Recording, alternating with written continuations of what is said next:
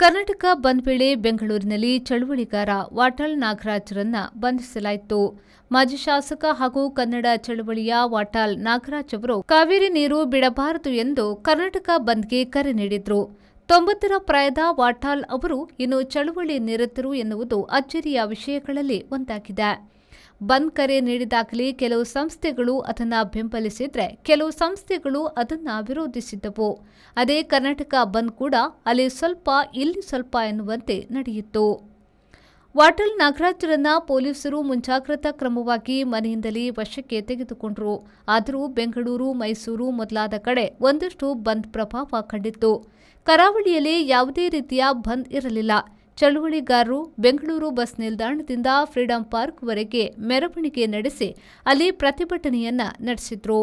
ಮುಖ್ಯವಾಗಿ ಕರಾವಳಿ ಭಾಗದಲ್ಲಿ ಬಂದ್ ಪರಿಣಾಮ ಕಾಣಿಸಲಿಲ್ಲ. ಕಾವೇರಿ ನೀರು ನಿರ್ವಹಣಾ ಸಮಿತಿಯು ತಮಿಳುನಾಡಿಗೆ ನಿಯಮಿತವಾಗಿ ನೀರು ಬಿಡಲು ಹೇಳಿದೆ. ಈ ಬಾರಿ ಮಳೆ ಕಡಿಮೆ ಇರುವುದರಿಂದ ಹಿಂದಿನ ವರ್ಷಗಳಂತೆ ನೀರು ಬಿಡುವುದು ಸಾಧ್ಯವಿಲ್ಲ ಎನ್ನುವುದು ಕರ್ನಾಟಕದವರ ತಕರಾರು ಆಗಿದೆ.